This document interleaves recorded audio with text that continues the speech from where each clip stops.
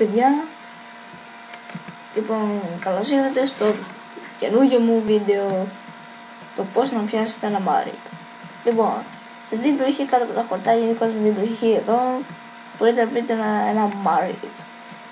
Είναι ηλεκτροφόρο Pokemon και μπορείτε να το πιάσετε εύκολα. Λοιπόν, ας μην χάνουμε ένα χρόνο, ας πάμε να βρούμε ένα Μάρι. Ελπίζω να βρω, γιατί δεν είναι και εύκολο να βρεις. Ψάχνω 10 λεπτά. Παρακαλώ να είναι ένα Μάρι, να είναι ένα Μάρι. Ναι! Yeah! Είναι ένα Μάρι. Μπάμφι.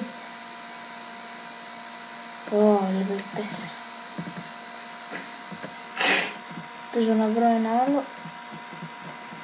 Ψάξω εδώ. Μάλλον τώρα δεν βρω ποτέ.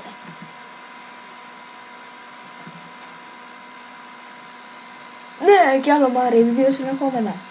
Ωραία, εντάξει, θα το πιάσω. Τάκο. Δεν το σκοτώσεις. Ωραία. Δεν σκοτώσω ένα τάκο.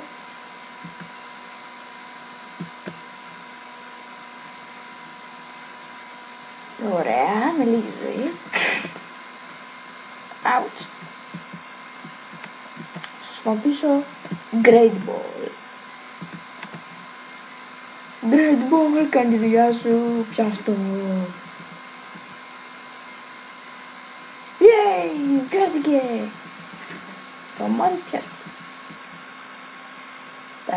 Λέω να μην του δώσουμε τώρα.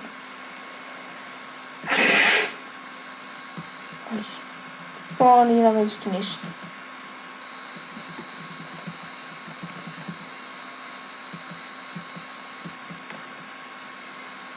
Τα έκλειπε. Τα έκλειπε. Γκράουλ. Δεν ξέρω ηλεκτρική κίνηση. Δεν πειράζει. Την ομάδα τώρα δεν έχω κάνει πολύ δυνατή. Σας ευχαριστώ που παρακολουθήσατε. Ελπίζω να τα ξαναπούμε μια μέρα.